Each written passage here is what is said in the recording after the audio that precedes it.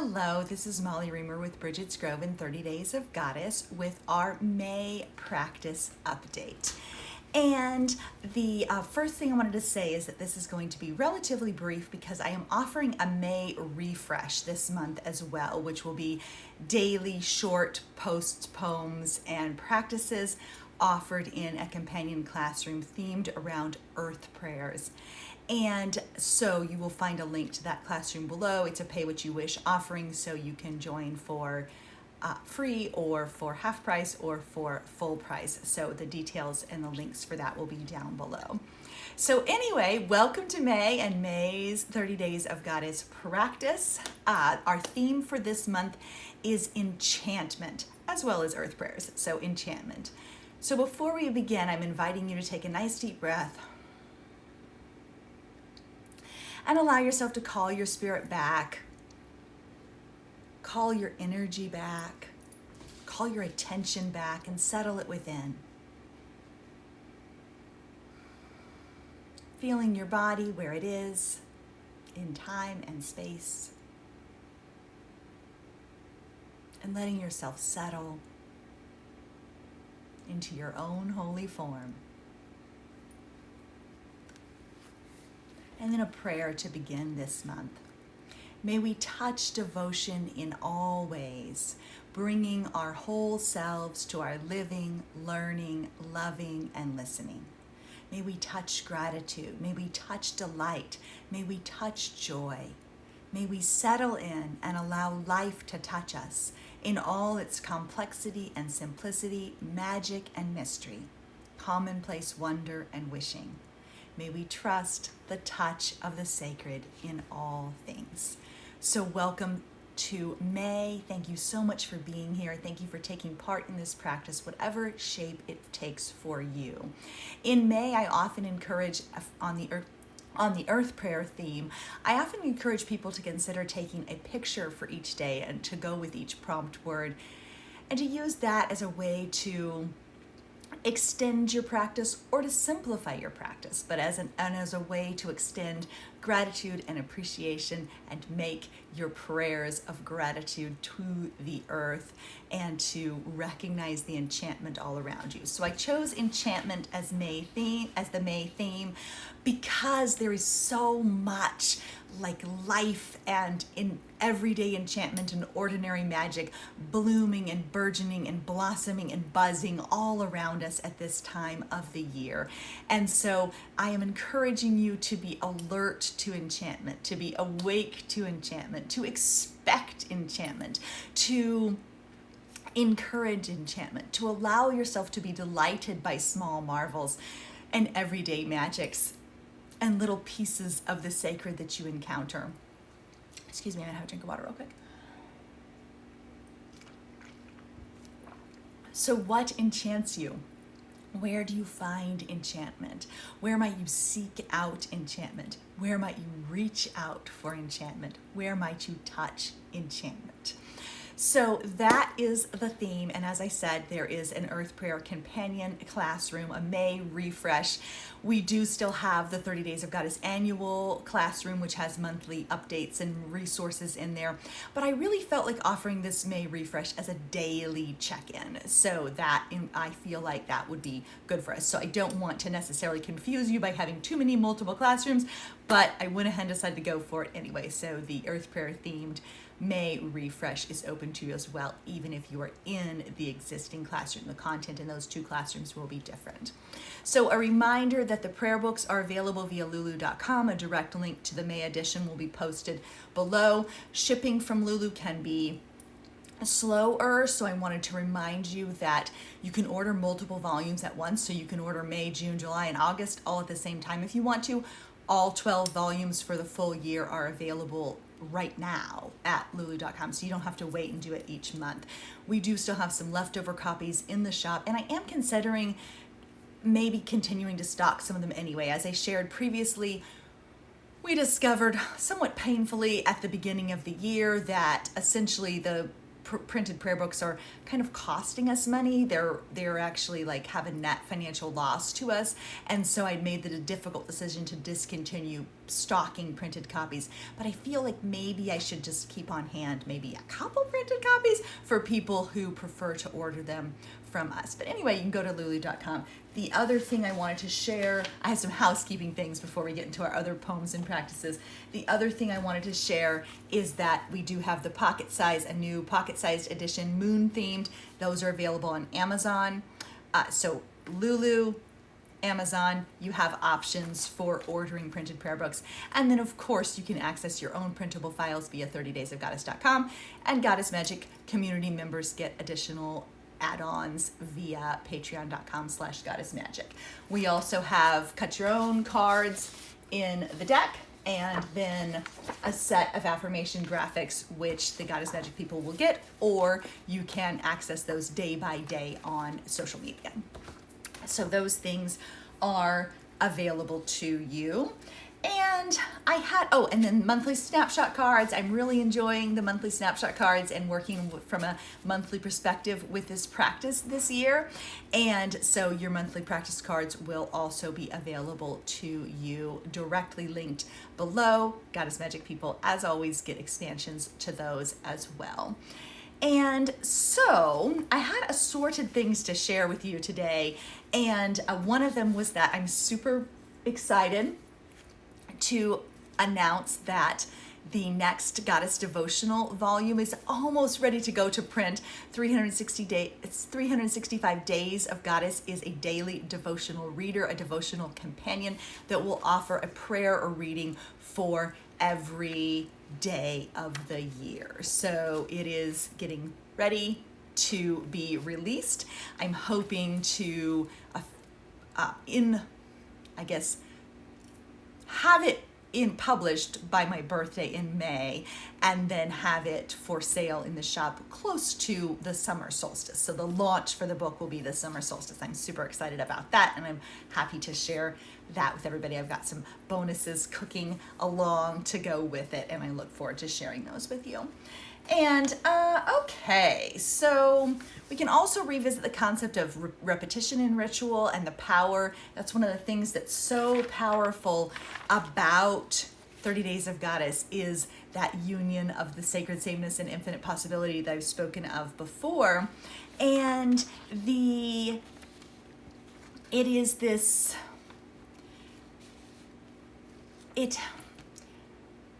there's a power to the repetition and ritual. So that's an additional resource that will go with this month's video. So you'll have access to that separately, so I don't go on talking too long for this video. One of the things I wanted to reinforce is how 30 Days of Goddess helps us build and nurture this living experience of theology, of goddess-centered practice, and the sacred that permeates our days, opening the eyes, settling the spirit, nourishing the heart, and returning us to trust over and over again. It offers us this holding container for sacred experiencing and reminds us of how we're connected to the pulse of the sacred in each day. And so but one of the things I also like to emphasize is this practice is not about creating something rigid. It's not about creating a formula or a checklist of to-dos and things you have to do. In fact, it is a creative process of turning away from rigidity and returning to experience. So what 30 Days of Goddess attempts to offer is a space to hold these experiences, a container to hold you, a blessing basket of the sacred, not a list of things you have to do. So I wanted to reaffirm that. And then along with our enchantment theme, I had a couple of quotes and things to share with you. One is from Lucy Pierce's book, She of the Sea. It was quoted in this magical reader, which comes from Womancraft Publishing. Magic happens in the edge spaces where consciousness meets unconsciousness, energy meets matter, soul meets world. It takes place in the liminal space of birth, death, here, not here, on the edge of possibility. It requires a state of consciousness where we are able to perceive and potentially influence the connections between the material and the spiritual, the literal and the metaphorical. It is the imaginal realm where all that is first comes into form. It is what we arise naturally if we it is what arises naturally if we allow ourselves to remember the miracle of our very existence and that of this habitable planet. So that's what I really want to encourage for you this month, is to tune into that enchantment that's around you all the time, the magic that's around you all the time, the enchantment that's right below your feet and right below your skin. What is blooming and growing and changing and emerging right before your own eyes, in your own landscape, in your own world, in your own life. So that's what I'm really encouraging for you. And then I had some additional quotes. I wanted to re-invite you to consider what sacred space looks like to you and how you tend it. How do you tend to your sacred spaces? What practice might you revisit or explore this month that you've let go of? Conversely, what might you let go of that's become kind of a chore, and how much you shake things up? And what's calling for your attention? What is your earth prayer? What enchantment are you softening into? Are you soaking into? Are you allowing yourself to experience? And so I had some quotes to share with you. One came from the book, The Art of Extreme Self-Care by Cheryl Richardson. And this is what she says. This doesn't sound quite so enchanting, but I think it opens us up to the possibility of prioritizing our practices. If you want to live an authentic, meaningful life, you need to master the art of disappointing and upsetting others, hurting feelings, and living with the reality that some people just won't like you. It may not be easy, but it's essential if you want your life to reflect your deepest desires, values, and needs. And then she goes on to say, in what ways are you starving yourself of what you need to live a rich and fulfilling life? Rather than feel like a victim to something outside of yourself, when you realize that you alone are responsible for overgiving, you can actually empower yourself to do something about it. After all, no one else says yes, overbooks your schedule, or makes the needs of others a priority but you.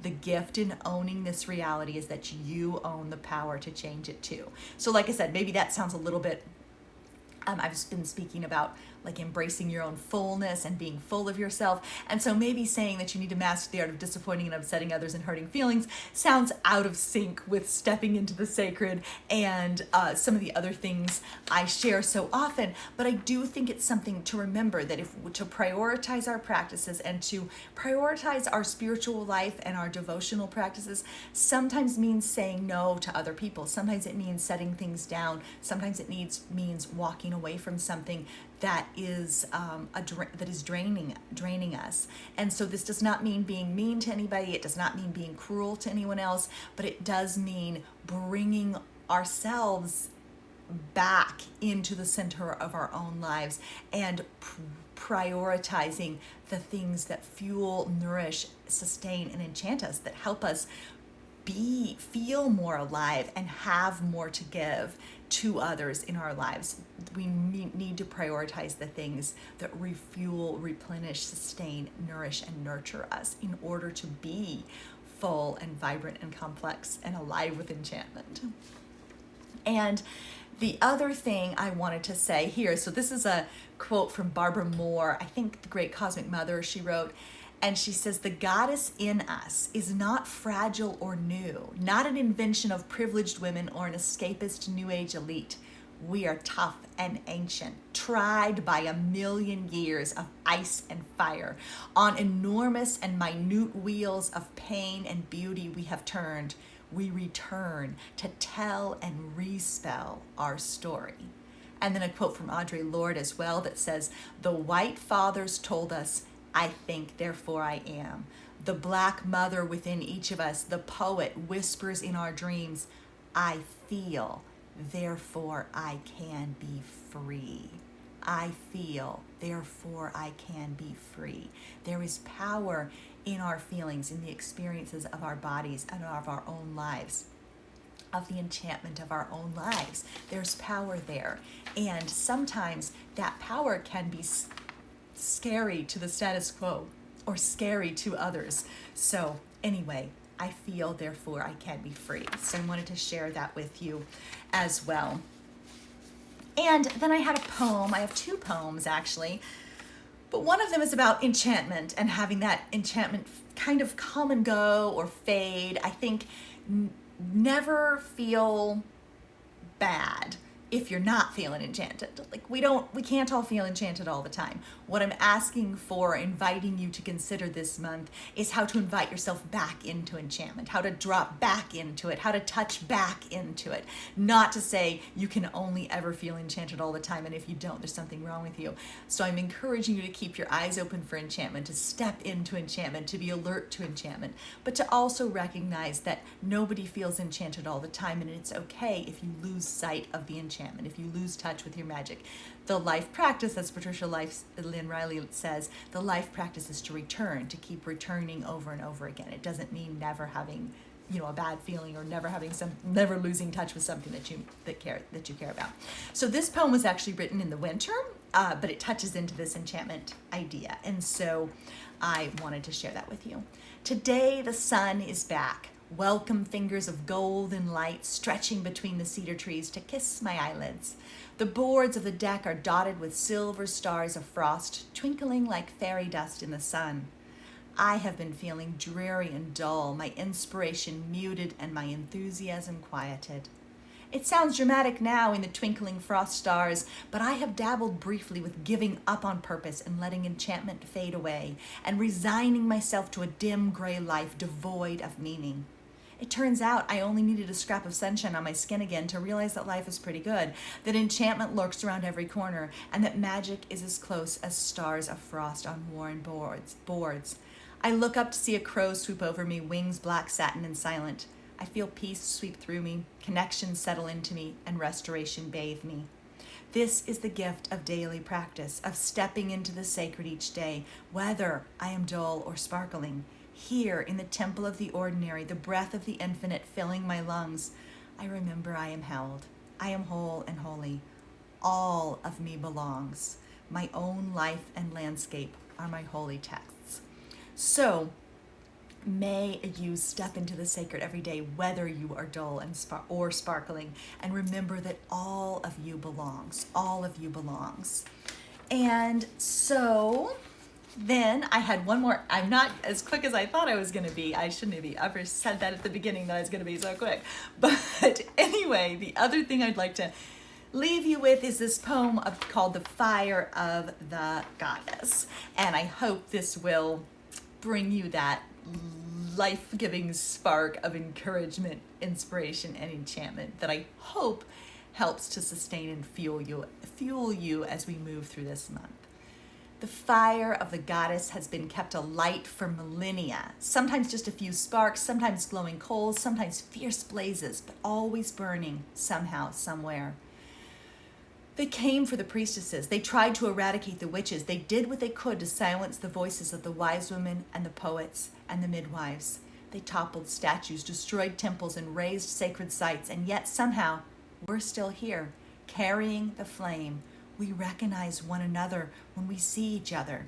We're the ones with stars in our eyes and moons on our brows and songs on our lips and spirals in our feet. We're the ones who kneel for flowers, who talk to trees, who learn from moss and mushrooms. Our hands extended across the land to reweave the web and remember the names. When we doubt and when we question, we need only lay a hand against the thin skin of our own chests and feel the fire of the goddess that burns there, safe inside our bones, an eternal flame, irrepressible and wild. So, welcome to another month. Welcome to another month of practice. 30 Days of Goddess has passed 830 days now, but whether this is day 1 for you or day 840, there is a place for you. And I look forward to helping you make a space for the sacred and for yourself in your very own life. Let us open ourselves to enchantment. Let us soften into grace. No pressure, no forcing, no have to, no should do. A bright sun, a solid earth, a hand against my heart, a deep breath, and a slow exhale. Let us soften and settle. Let us deepen and renew. let us be awake to enchantment and alive with awe. Thank you so much for being here. And remember, 30daysofgoddess.com is where all of your supportive additional resources will live. Thank you so much. Bye-bye.